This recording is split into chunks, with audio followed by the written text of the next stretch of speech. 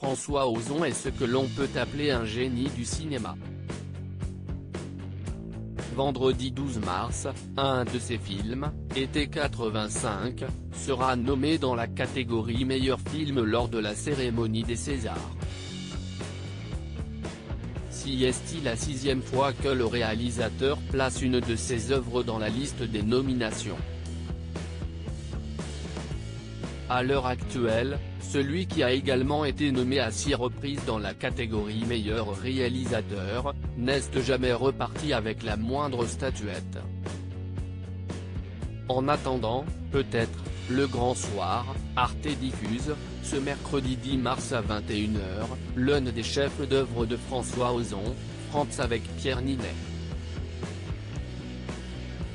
Pour l'occasion, Closer vous propose d'en savoir plus sur François Ozon et notamment de plonger dans le passé pour découvrir son enfance dans les quartiers très riches de Paris.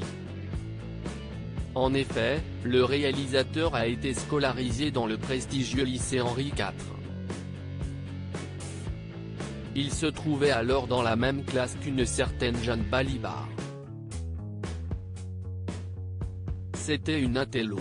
Moi, j'étais l'élève du dernier rang, un cancre que rien n'intéressait, malgré la qualité de certains profs.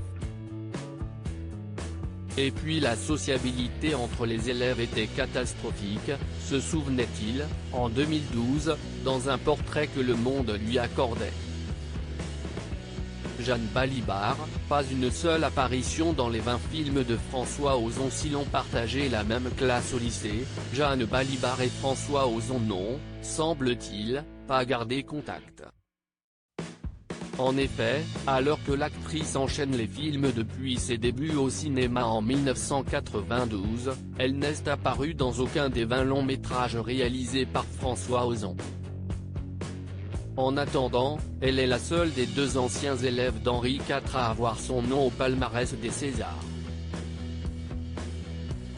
En 2008, Jeanne Balibar a remporté le César de la meilleure actrice pour son rôle dans Barbara.